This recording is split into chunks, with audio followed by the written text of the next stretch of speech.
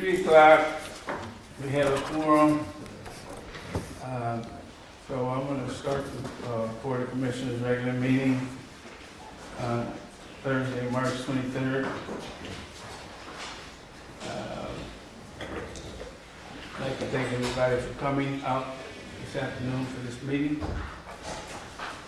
Can we have a call to order and roll call? Chairman Henry, Here. Vice Chair Parks, Present. Commissioner McFarland, Present. Commissioner Obuchowski, Commissioner Salin, Here. Commissioner Turnbull, Present. Commissioner Van Antwerp. Okay, can we have approval of the agenda?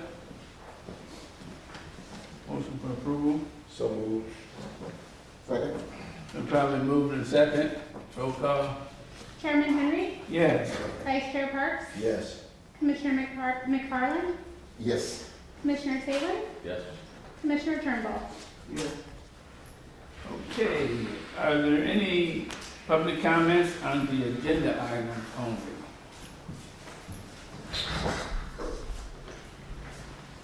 If there aren't any comments on the agenda items only, we'll move to item number 4, approval of the minutes. Motion for approval. So moved. Second. Been probably moved in second. Roll call. Chairman Henry, Yes. Vice Chair Parks, Yes. Commissioner McFarland, Yes. Commissioner Obuchowski, Yes. Commissioner Salin, Yes. Commissioner Turnbull. Yes. Okay. Moving right along for new business, we have a resolution 2023-02, approval of a lease extension with the Urbana Neighborhood Connection Center. I would assume everybody got that in their packet and read over it and everything. Are there any questions about the extension? Anybody want to make any comment? Do you have any comment? No, my only comment is just that we currently have an agreement with them, as most of the board members know, where we own the building, but they operate programming out of the building, and so we have a lease with them, and that lease was up December 31st, and so we're just asking the board to extend the lease. Do we still have, you guys said we could use it for something and we don't have that anymore? It's used for programming, so Urbana Neighborhood Connection Center is in that building. Yeah, I remember they said we could use storage or something, but we have to pay and we have to get that settled. We still use it for storage. It's very minimal what we use it for. We're not paying, we're just using that space.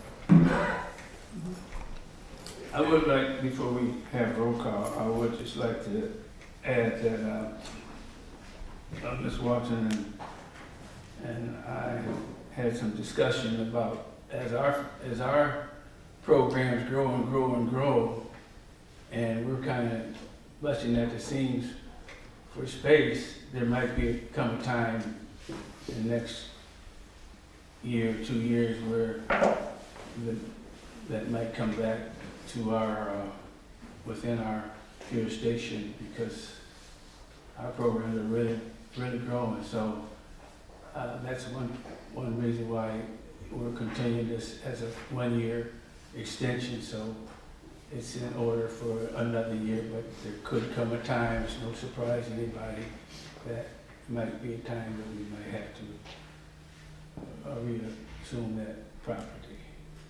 So can we have roll call, please? Make a motion to approve. Second. Thank you. You're welcome. Chairman Henry, Yes. Vice Chair Parks, Yes. Commissioner McFarland, Yes. Commissioner Obuchowski, Yes. Commissioner Salin, Yes. Commissioner Turnbull. Thank you. Okay, we have a number of, under new business, we have a number of memorandums of agreements that we need to approve. So we'll just go right in order. The first, approval of a memorandum of agreement between Cunningham Township Supervisor's Office, Urbana School District 116, and the Housing Authority of Champaign County. Okay, I want to ask for Stephanie Burnett to come up. She's our director of NTW, and so we have the next these three MOUs that we're asking the board to approve are all related to the same program, and it's our sponsor-based voucher program, which is something that is pretty new, and we've just gotten started, just gotten it off the ground. And so I'd like for Stephanie to explain what it is. We've explained it before in our MTW plan, but just the organizations that we've selected and what we are expecting out of the partnerships. So with the sponsor-based voucher program, this is more of a kind of a specialty voucher. This allows us to serve different populations in the community without having to wait for the waiting list to be open. So in a way, we can serve them right away. So some of those programs include like the Healthy Beginnings program we have, our reentry programs, our Youth Build voucher. Those are examples of sponsor-based vouchers. Now, this newest program is we're partnering with local family service providers that provide case management and provide services to families with minor children. And so with the current rise in families with minor children experiencing homelessness or at risk of homelessness, this is a way that we can provide vouchers to those in need right away versus having to wait, like I said, for waiting lists to open or special vouchers from HUD to come through, like the emergency housing vouchers. So this allows us to serve those families right away. So the organization that was selected through this request for proposals was Cunningham Township Supervisor's Office and Urbana School District 116. They did a joint application. We're also going to be working with the Champaign County Home Visiting Consortium, and that's a group of 7 or 8 smaller agencies that does, like I said, that intensive case management, home visiting services. And then the final agency is the Champaign County Regional Planning Commission. When you deal with the school and Cunningham Township, how do they plan to work together on that? Well, they already kind of work together already, so, Is that the new place that's gonna be, that they're building across from the middle school or not? They're not doing that? Hi everyone, my name is Jasmine Hernandez. I am the program director at Cunningham Township. Thank you for having us today. So to answer your question, we do already have a partnership with Urbana School District 116. We currently have one of our housing case managers inside the schools, and every week they're inside each of the schools for different amounts of times.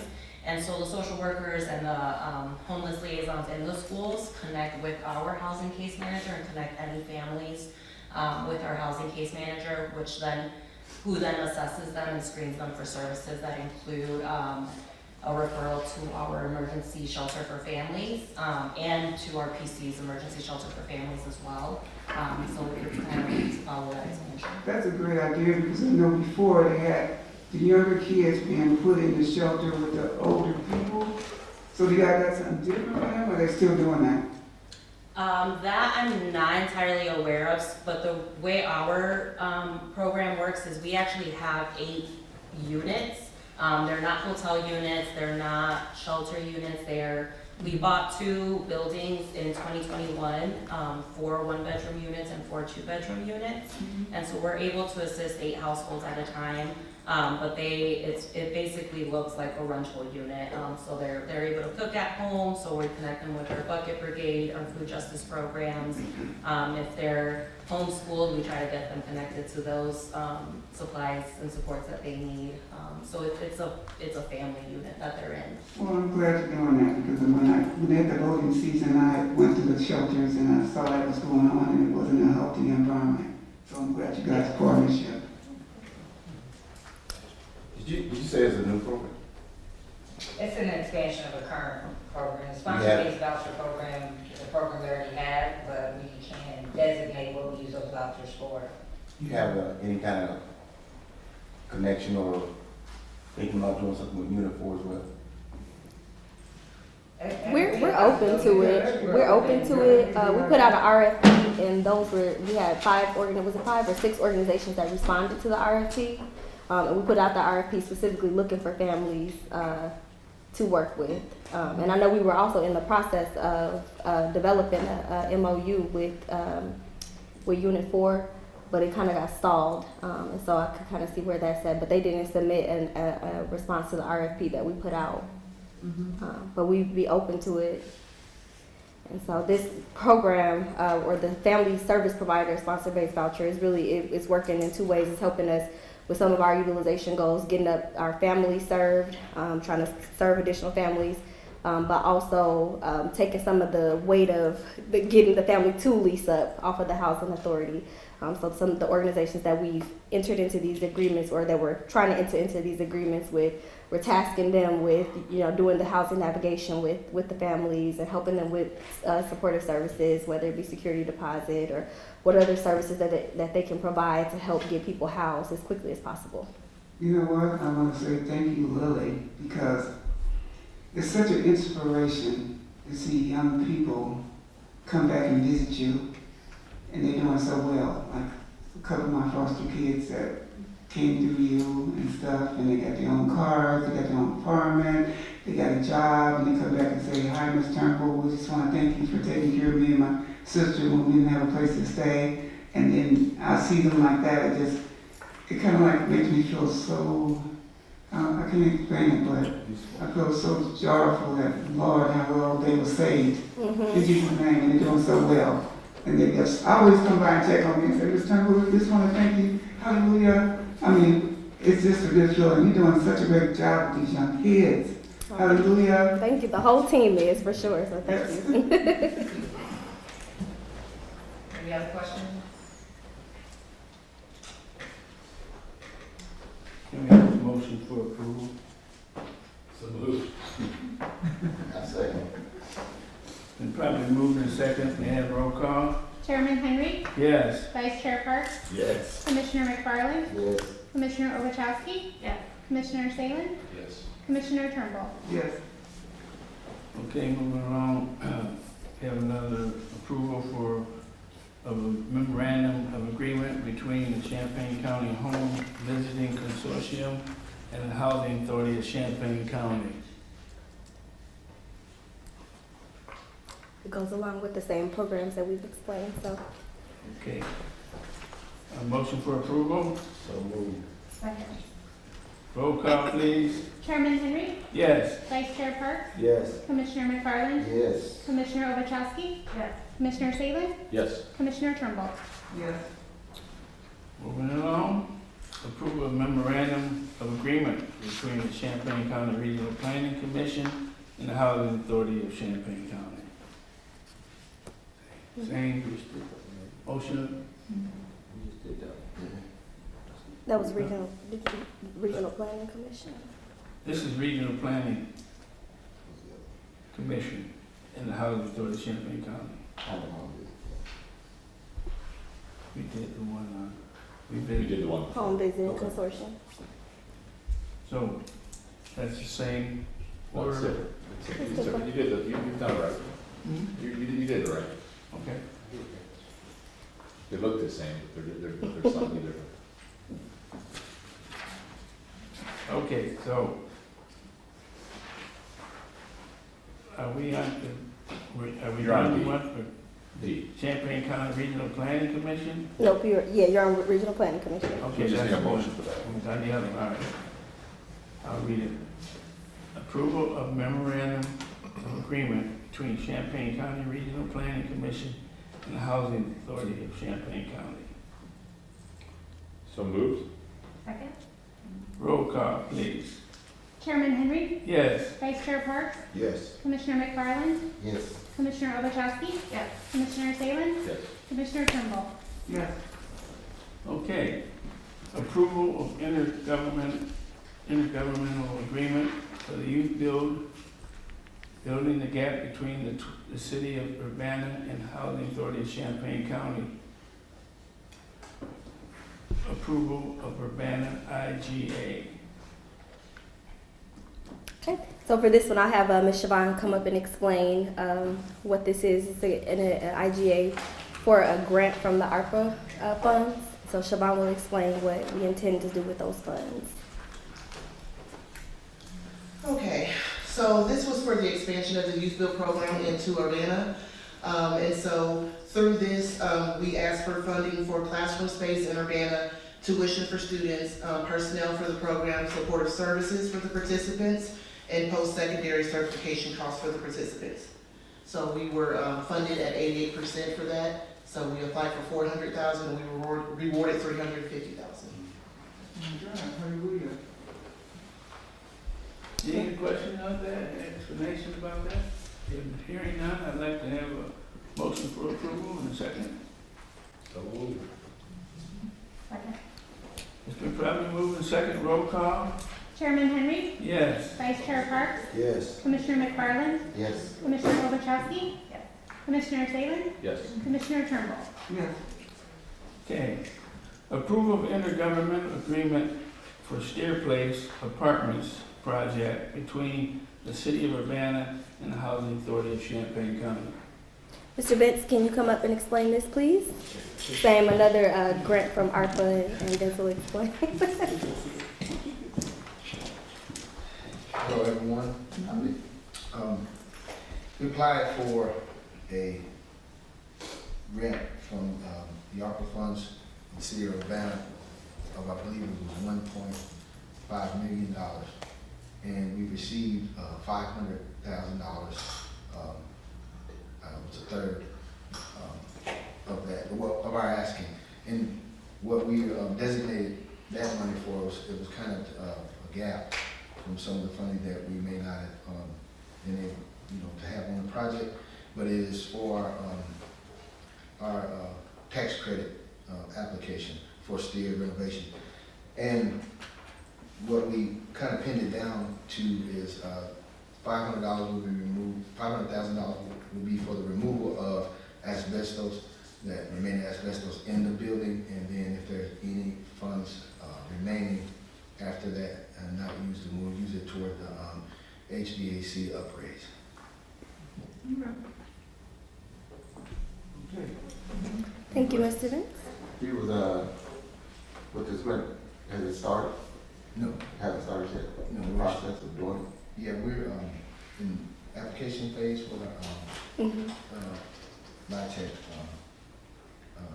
tax credits. We're still waiting to hear back whether or not the application will be approved. And again, was about a $2 million gap in financing, so that $500,000 will help, and we're still looking for some other sources to get that gap filled.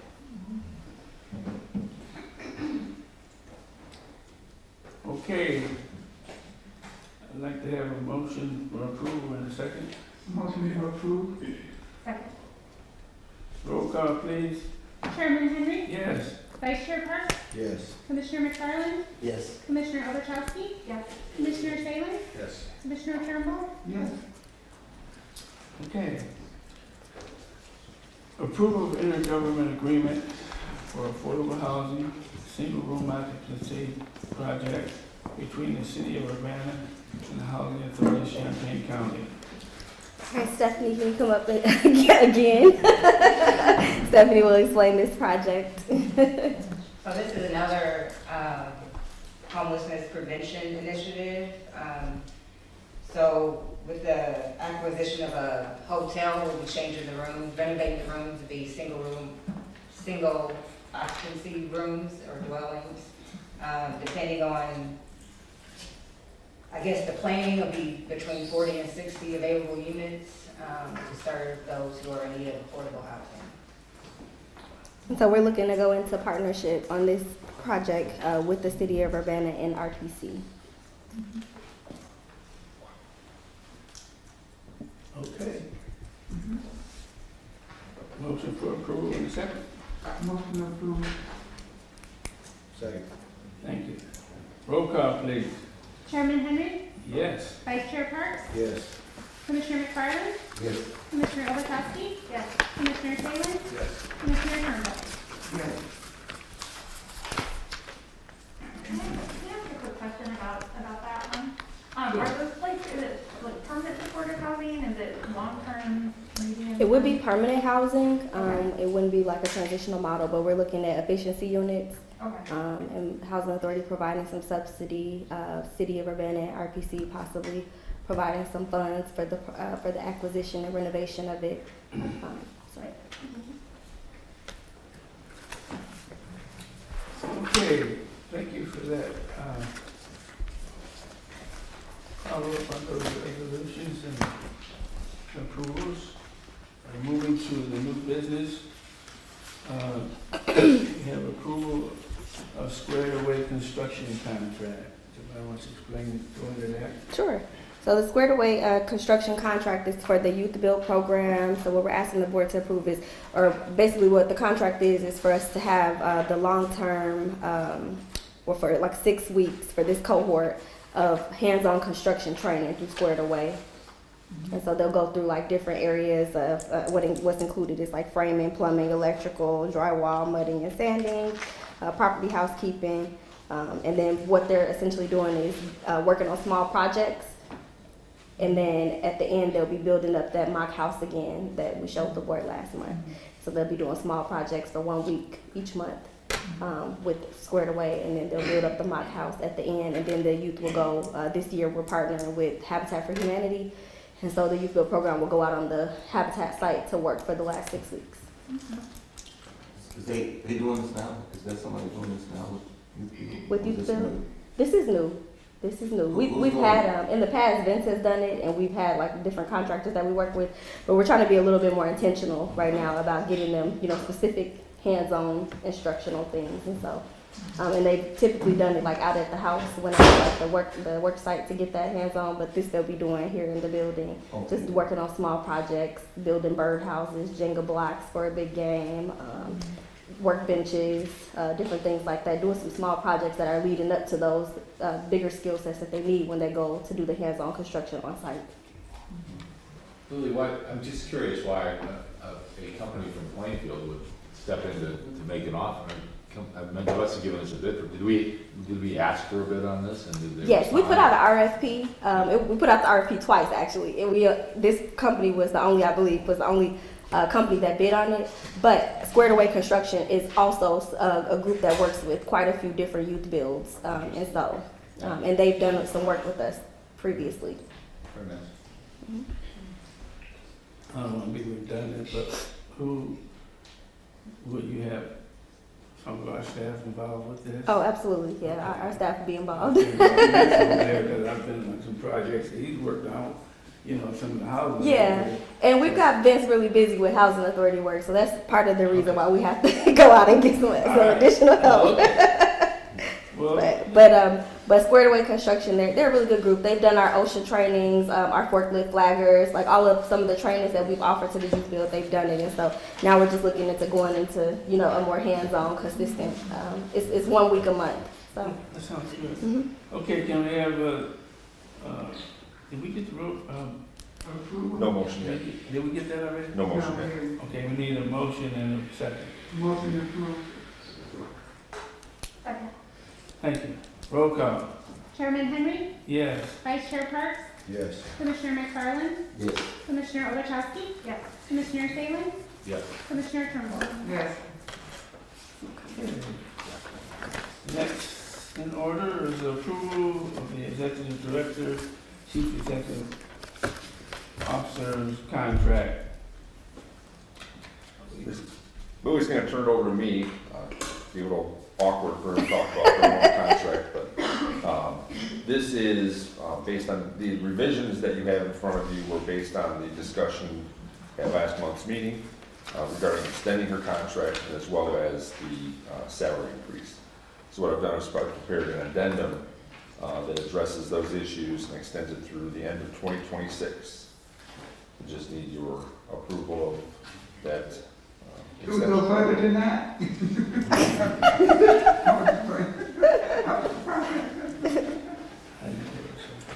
We have a motion from Ms. Turnbull. Need a second. Been probably moved Second. and second, we got approval and a second. Can we have roll call? Chairman Henry, Yes. Vice Chair Parks, Yes. Commissioner McFarland, Yes. Commissioner Ovechowski, Yes. Commissioner Salin, Yes. Commissioner Turnbull. Yes.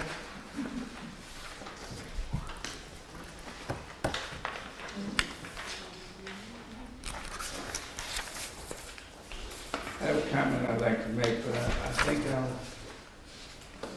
wait until after,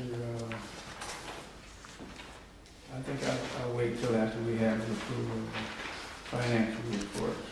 But we'll take the executive officer's report now. Alrighty. So we have, I'm gonna skip March's Employee of the Month until next month because she's not here today. So we'll try to get her when she's here. And so we'll go right to Youth Bill Student of the Month with the law, which is Tavon Gordon. So Tavon, come up and give your 10-minute speech. Oh, actually, I skipped over you. I was so excited to scare you. Miss Siobhan, can you give us?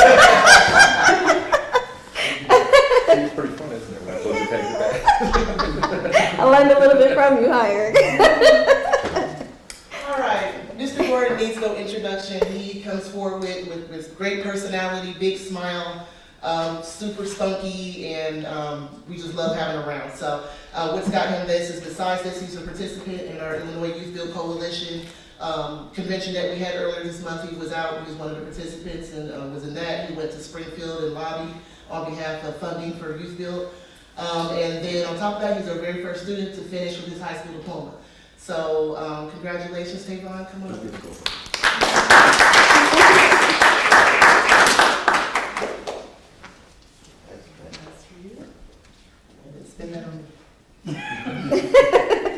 You can buy your class some lunch tomorrow. Okay,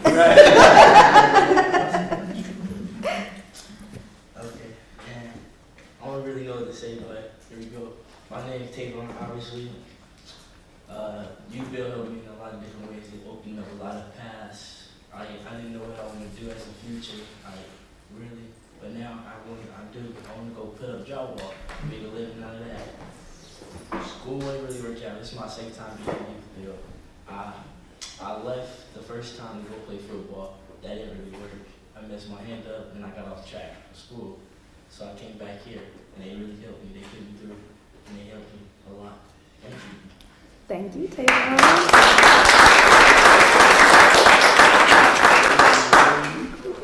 There you go. Tavon is definitely a character. He keeps us laughing around here. So thank you, Tavon. All right. So we'll start with, I think I put the wrong PowerPoint up, Dina.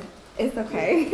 The organizational assessment we had, again, we talked to the board about this back in last month. So Nilra was out last month, and we've got some information coming probably next month for the board to be able to. Here we go. It's all the same information. I just took some slides out, but it's okay. It'll be all right. So we've got some. So they'll have that assessment ready next month, and we'll go over what their recommendations are for the board. Next slide, please. Youth Bill held a Black History Month play. They did such a great job. And so all the students, it was really shocking and surprising to see them bring out some of their acting skills. So we've got some photos from that, and Mr. Andre there coordinated it and put it together and got them all on track. So that was a really fun experience. And then there's some pictures on the next slide.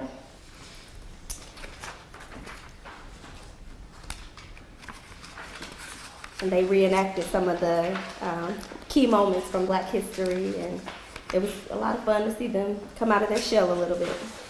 We also had a potluck, a Black History Month potluck for the staff, and we also said goodbye to Tamika. It was her last day, and so we were able to kind of celebrate with her and celebrate Black History Month with different tastes of food from around the country and the world. And then we held our Landlord Lunch and Learn on March 10th. It was really well attended. This Lunch and Learn focused on some of HACC programs, really going in depth about the different program types that we have, the different services that we offer here at the Housing Authority.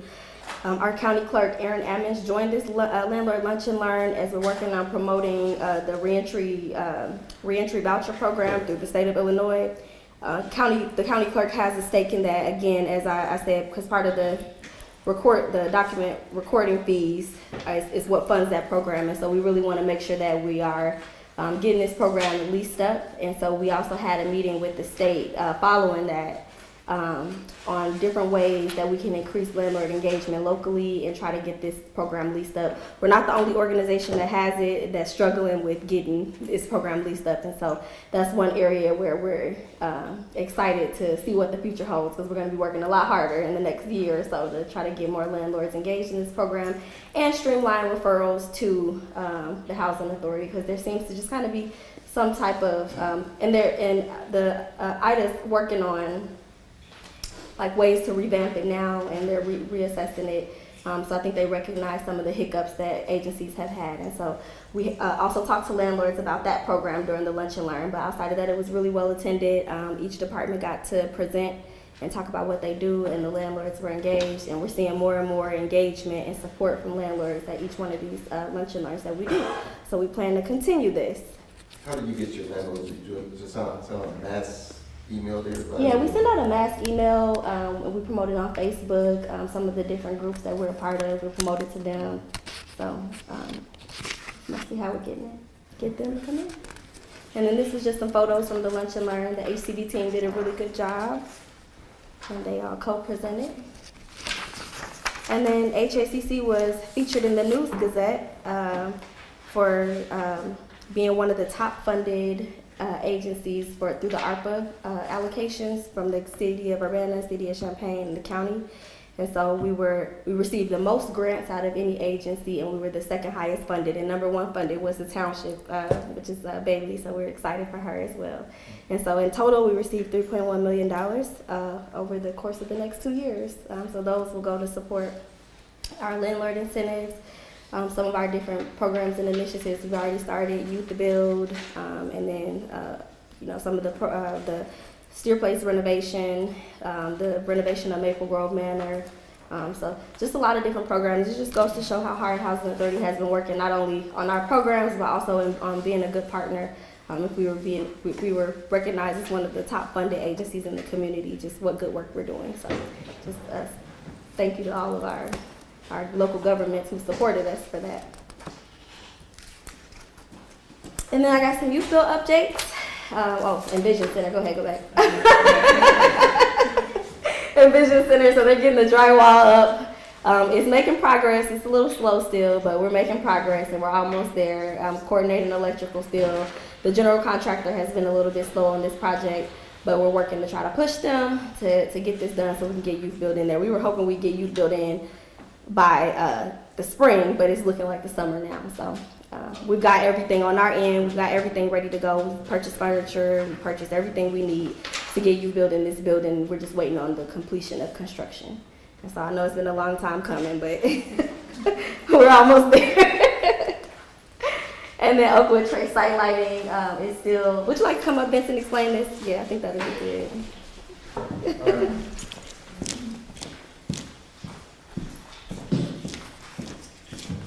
So, Oakwood Trace site lighting and security cameras, we've secured 2 contracts, one with a local contractor and then the other one with a security camera company out of St. Louis.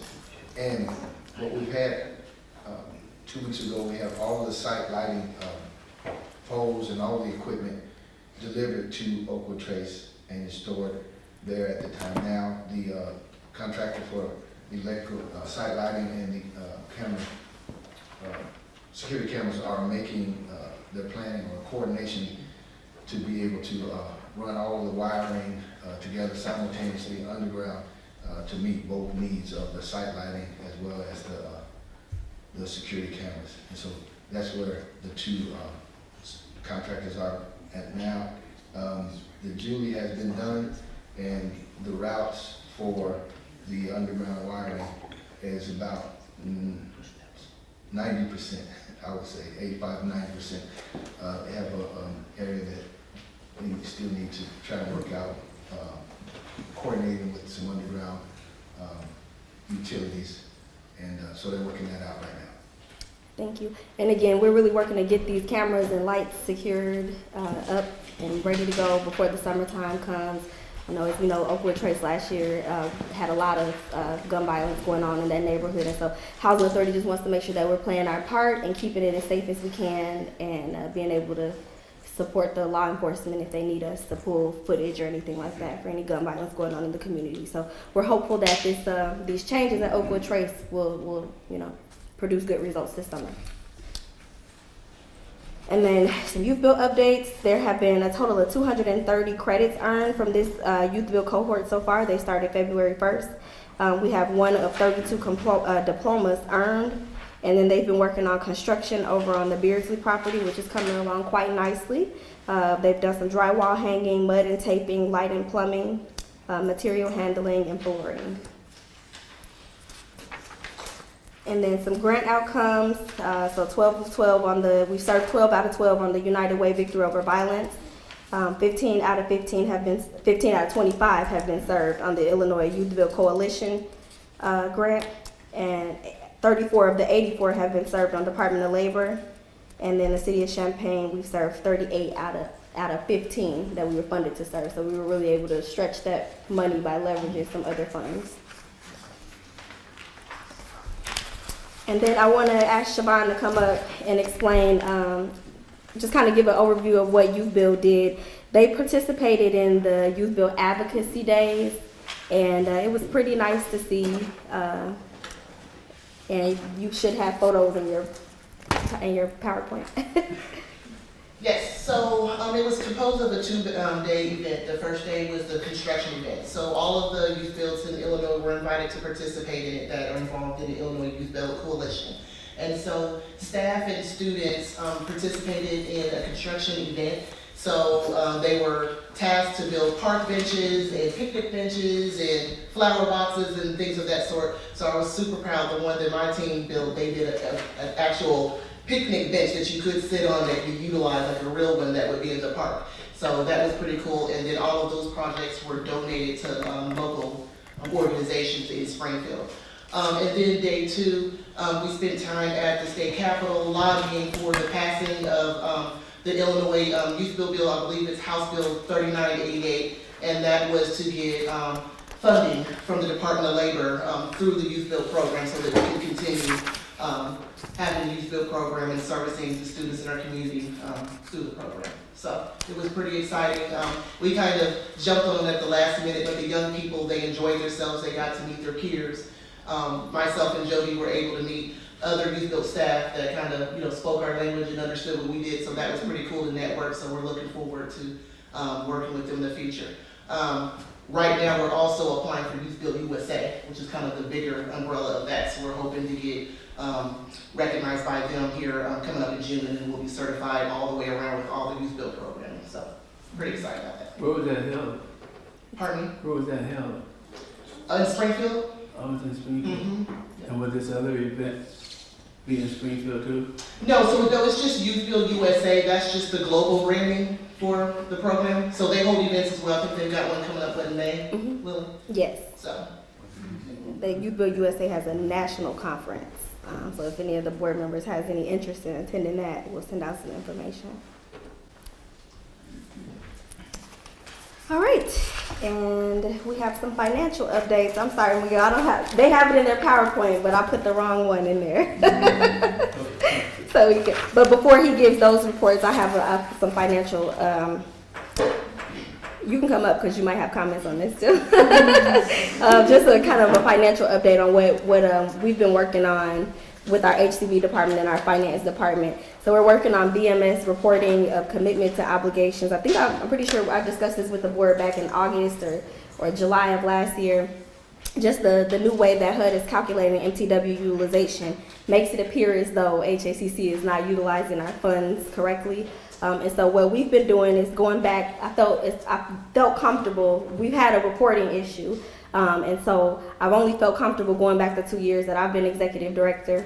And so we're going back to report any and all of our MTW expenses, MTW HAP expenses that we've expended over the last 2 years. And that should help us balance out our commitment, balance out our utilization, our MTW utilization.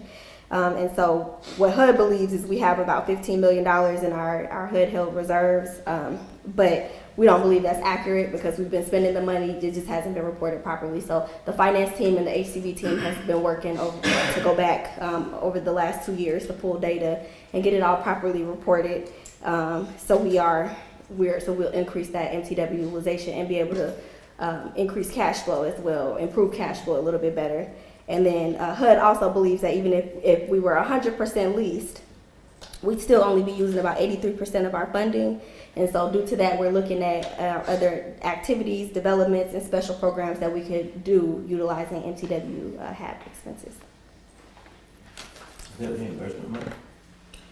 Yeah, well, once we spend it, we can draw it down from our reserve accounts. And so it's like we're receiving money, we're spending the money that we're getting, but we have kind of like a savings sitting in HUD that we can draw it down.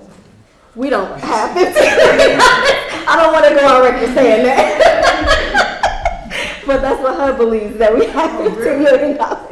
But it's because we've expended it, we just haven't drawn it down. It hasn't been reported properly. So we're going back to get that reported and balanced out a little bit. So finance has been working really hard on getting that balanced out. So just wanted to give the board an update on that. Can I ask though, like, once you go back and you're able to account for that, like, what if you can't account for all of it? Do we have to pay the money back, or what happens? No, we'll be able to account for, we've been talking with HUD and we believe that we'll be able to account for what we've expended. And so it's really on things that are like non-HAP, like some of the like developments that we funded, or like if like the student voucher program that we pay to, the shift program that we're doing payouts for. So we're pretty confident we'll be able to draw down those. Yeah, I wanted to start commenting on what Billy just said. And also maybe it's a good thing, it's actually good that you make this question because the money was spent. I do think that there may have been the way that the expenses have been reported, and this is not recent, I want to say, because I was trying to get to the bottom of how this started. I do have a sense of our cash flow when I do the weekly check runs, and I mean, it doesn't make sense to me that we are just gonna be living out of admin fees. I mean, it just doesn't add. There had to be something there. I mean, aside from the fact that we have some situations in which I think we're fortunate to have, for example, the fact that Maple Grove Development Corporation gets the subsidies, and in a way we're getting that money back. I mean, the fact that we're landlords as well. So those are things that always contribute, but also the fact that in many ways we're also financing some of the youthful operation, because it's on the basis that pay first and we'll reimburse you later. I still am waiting for reimbursement of Illinois Youthful Coalition. I know the reports are there, but I'm just saying that as an example because there's this amount of having to finance the operation, and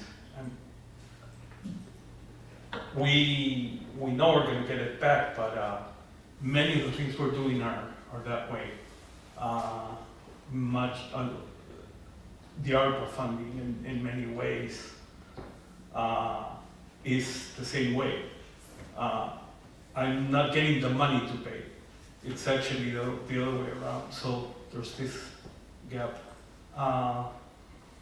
So that's the part where definitely we're working on trying to see what could have been not reported in the past, and try to see if we can recover some money.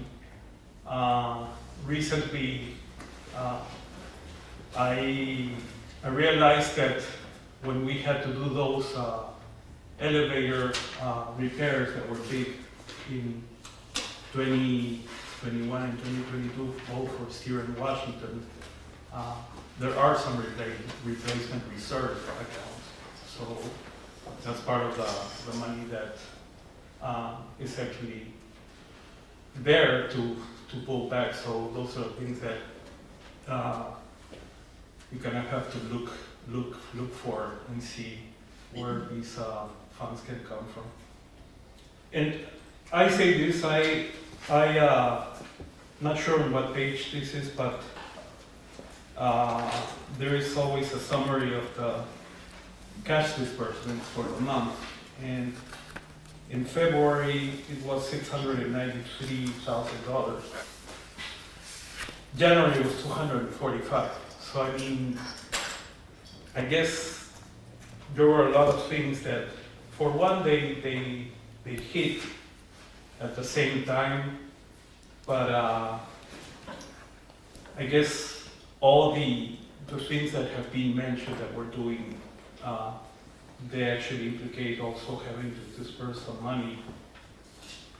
I don't know, there's a saying in Spanish that to make tortillas you have to break eggs. That's and when I say tortilla, it's more of the Spanish conception of tortilla rather than the Mexican conception. But I was looking at the disbursements that happened in the month of February, and there were some vacancy payments. And fortunately, some of these were to our RADs. Steer was $42,000, Washington $21,000. As I mentioned before, that's money that we can be pulling back as well. So that's actually a good thing. We paid Galvin and Associates $54,000. That was the biggest single vendor disbursement that we had in the month. $20,000 to have it for humanity, for home ownership, for Lady Kimberly Alpha. Oh, I think it's this. Oh. Okay. Then we bought an SUV, an Explorer SUV, $36,000. So basically, those were the biggest disbursements. But like I said, it amounted to quite a bit of money. One of the disbursements we did was actually to Oakwood Trace for the illumination project that was mentioned. And this was actually to pay Magnet, one of our contractors. So I just wanted to explain here that the $300,000 loan that was approved, rather than transferring the money to Oakwood Trace, what I'm doing is when there's payment to be done, actually at that point write the check to Oakwood Trace so Oakwood Trace can pay the vendor. There's really no need to put the $300,000 all at once. And I'm keeping a control of that. So far, we've paid $107,538 for that project. The last payment, the biggest one, was actually, it's not being mentioned here because we're talking about February's disbursements. But in March, we paid for electric material $77,000 to a vendor. So those have been the major disbursements that we've had in February. The other thing I wanted to mention was the report of the real versus budget. And now we have 2 months to compare, which is better than in January when you just have one. So on the income part, we are actually about 8.3% under the budget. On the operating cost, we pretty much on the cost part on target, slightly under, but I'm confident we should increase the revenue part. I had done some charts, but about our blended components and our discrete components, and I can tell you that all of our blended components, basically the rats, they all have more revenue than expenses. When it comes to the discrete components, Kevin, of course, is always the star. But Oakwood Trace is doing well, its revenues doing more than its expenses. Oldfield is pretty much starting to be on target. Newton and Sugar Creek are too new, especially Sugar Creek. There are more expenses than revenue on Sugar Creek, and Newton is pretty much there. But hopefully, if those properties start getting more revenue, more occupancy, and they can start being able to pay for themselves. In the meantime, sometimes, ideally, I like to pay the expenses out of the property bank account, but sometimes it has to be housing authority. It's creating an interfund that eventually is going to be recovered, but until there's no cash flow in the meantime, we're just needing to subsidize those. Another thing I wanted to mention, and I forgot to mention it when I was talking about all the disbursements. Normally what we list here is our operating account, but now there's another account that is actually being used to manage the youth build site, because when we started the first grant, the 2019 grant that actually started having operations in 2020, it was Department of Labor. It was just one grant, and it was pretty easy to manage through our general fund cash account. I still am managing the Department of Labor grants, and I use the plural because during 2022 we had the 2 grants running in parallel. Now the 2019 has ended, so we're just left with the 2021.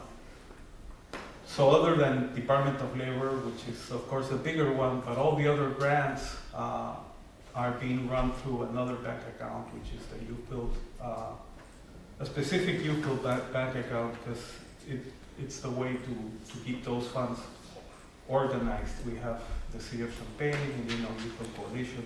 I just heard about the federal, I don't know what's the term. ARPA, City of Urbana. Well, and City of Urbana, yes, but I think USA, you mentioned something. Yeah, that's just for global branding. Oh, okay, so I take it back. But yeah, but there's been several grants there, and like I said, as much as possible, I'm trying to keep that part organized with another bank account. But yeah, but those have been pretty much the financial things to mention. We did get a draft audit reports for Sugar Creek and Newton, and they were clean reports for Ruben Brown, or the auditors for those developments. and for the others, of course, we have Maleta. So the other two audits that are in progress and almost done are Oak Trace and Maple Grove, done by Maleta, which we should be getting results pretty soon. And so on. Thank Do you. you foresee anything that may be forthcoming that we could run into a problem? Or do you have everything pretty much under control in terms of the? Well, when I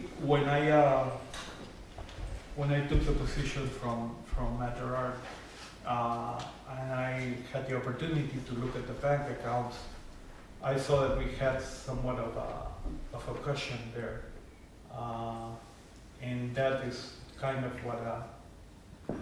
what sometimes have been giving me the possibility of moving, especially situations like what I said when we're kind of financing some smaller operations. But for now, I think that's gonna help us, and I'm also confident that we can probably get back some of the funding. I mean, as Lily said, HUD says like $60 million. Wow, where's that money? I'd love to see it. You know, so definitely, I think that I think there's the disposition to give us more of the funding. I mean, definitely also all the programs have grown. I mean, in the past 2 years, the growth has been pretty significant. So a lot of this funding should also be in accordance with that. So do you see that, when we talked about before, shifting things from different banks, or you think it should be at one bank, or you should have one bank to keep that stuff organized, under control? No, I mean, we mainly are working with Hickory Point Bank, and there's Enrichment Foundation has an account in BUC Bank, and then Oak Trace and Maple Grove are handled by Chase. But I mean, there are several bank accounts, and I think the way they were conceptualized from the very beginning, and way before even my time, but I think they're very reasonable. Whatever came after that, I tried kind of to follow the same pattern. So, and I think that we have a good relation also with Hickory Point Bank. I mean, we must be one of their most important customers, at least here in Champaign. So I'm pretty comfortable. Also, they're very cooperative. They have, like, to give you an example, there is a service that they provide that's called Positive Pay, for which when we write checks out of our mainly we're using it for the bigger bank accounts. I send them a list of the checks that we have issued, and whenever they see something that is not matching, and it could be nothing, but there have been cases where it's been something. So they confirm that with me, and what I'm trying to get to is that that has a cost, but not for us. We're treated in a way in which we're an important customer to them. So I think that is also something that's important. We've built a relation with them. As long as you are on top of everything and you have a good working relationship with our financial people, then that makes me, I speak for the board, but I'm sure that the board, this is something that we all gotta be concerned about. Right. You know, money, federal dollars and all that, so, but as long as you're on top of things and you see things right, and if there's a red flag and you bring it to the attention. Right. Yeah, I definitely would be the first one to bring it up, because The main thing is working together and being on top of everything. Yeah, you cannot dive on the pool, you know, and expecting it to be full by the moment you get there. You have to anticipate what you're seeing there. And that's why, like I said, I think that I'm confident that we should be getting back some of the funding. I see that this consultant that we have now, they're very knowledgeable about those things. So I think that, and I get the impression they have also some good relations there with the people, some good networking that will also help us.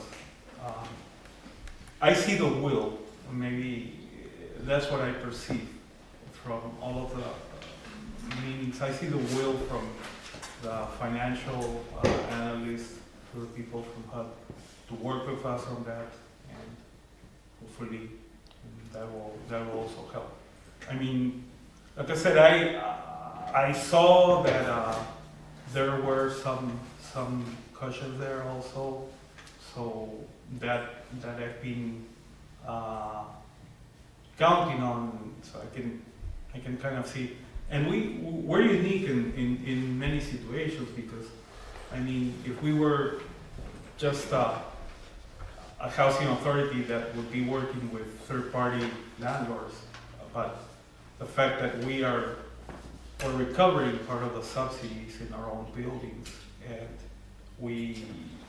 that definitely helps. Of course, we have our operational costs, but they are being successful so far. Okay. Okay, thank you. Let's approve the financial reports. We need to have a motion to approve the financial report. I'm gonna lose it. So moved. Second. Been moved and second. Roll call. Chairman Henry, Yes. Vice Chair Parks, Yes. Commissioner McFarland, Yes. Commissioner Obachowski, Yes. Commissioner Salem, Yes. Commissioner Turnbull. Yes. Okay, are there any public comments on non-agenda items? I would just like to make a comment, kind of goes back to the improved Ms. Walton's contract, but based on that, I went last week, I pinch hit for Ms. Walton. I went to the Illinois Affordable Housing Forum in Chicago, and I was asked by several different people. There was tons of people. Our attorney was there, and other EDs from around the state of Illinois, and representatives from Washington D.C. were there talking about different issues and that. So I got a lot of questions about our operations here in Champaign at the Housing Authority, and also a lot of questions about the youth build. I think maybe some of them came from, I don't know when that program you had in Springfield, when was that? First week of March. Okay. Well, maybe that was time for the people that may have been at that program in Springfield. Some of the people might have been in Chicago, but I got asked a lot of questions about the youth build program. So I just simply said that about the Housing Authority of Champaign County, we've had excellent leadership, and I think that's reflected in, that was reflected from all of the commissioners with our comments on the evaluation. I said we have excellent camaraderie and excellent training within the organization. We have excellent staff. Everybody's going to have a few hiccups here and there, but the way that this housing authority has been managed. Oh, by the way, I also said we've had an excellent attorney who's been with us as long as I've been on this board. I'd like to think I might have been part of the reason why Mr. Hanson is here from San Francisco. And I said, you know, when you have that kind of organization and you have an attorney that really knows a lot, that's heads up on tax credits and other components within the organization, I said it reads and makes for a very successful organization. And some people were looking for you because they want to talk to you about the youth bill. I said, but you know, I held my comments because, you know, I feel like this is a pretty well-run organization. We don't get a lot of criticism, and we don't have an organization where we're getting beat up by the press. I don't know whether people leave us alone and let us do our jobs. I talked to some other people that are from the state and out of the state that really have some serious issues. So I just want to say each and every one of you and to continue to do your role, support and support each other. And our team is superb. And I want to thank our board too, because, you know, it really, for Ms. Watson to have our support and good constructive criticism, constructive criticism is always good and healthy. So that's why I kind of like held my comments. I didn't want to interrupt at the time, but we got to just stay there. You know, they say once you get to the top, it's hard to stay at the top.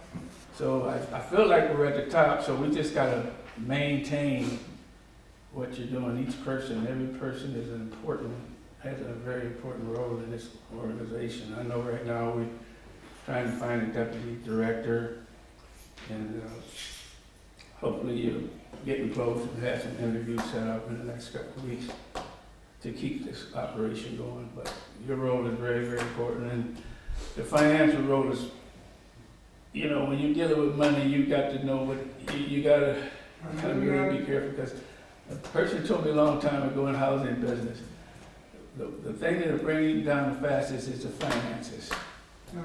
You can get by some other things here and there, but our financial situation has always got to be critical, and that's why I asked you some of the questions. If you see a red flag, you gotta get with her. You gotta get straightened out, get it taken care of right away.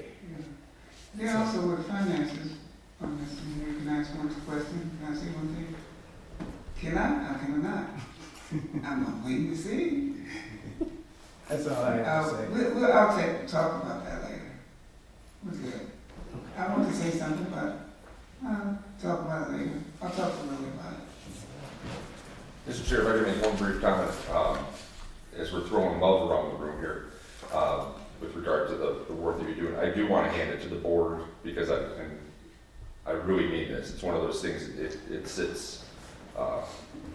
it stands out to me today because last night I was at a board meeting that took 3 hours. It was a circus, and board members don't get along, and it's just a mess. And it's like, it's a pleasure to come to a place like this where the board works well with one another. There's no egos and no issues of trying to do things and individual agendas and things. And obviously then the way you work well with Lily, you don't micromanage. It's just everything that you do here is done well. So I just wanted to share that with you. Thank you. Thank you. Since everybody's talking. I do personally want to say, I talk about Lily behind the back a lot. Oh, man.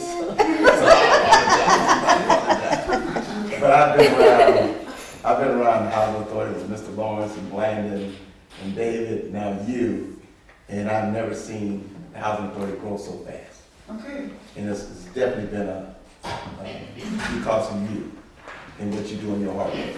So I do brag on you a lot. I'm not sure brag, but I think you're doing a wonderful job. Thank you. And I tell everybody that everywhere I go, so I thank you for, y'all accepted me on the board for one. All right. But I do like being part of this, and you bring pleasure to being able to do it. She surely do. I have to say, this young lady anytime you want to answer something, she's there for you, and she does a great job. In Jesus' name, that's why I said extend it longer than that. Well, thank you. It's a great place to work and a great community, so I love being here.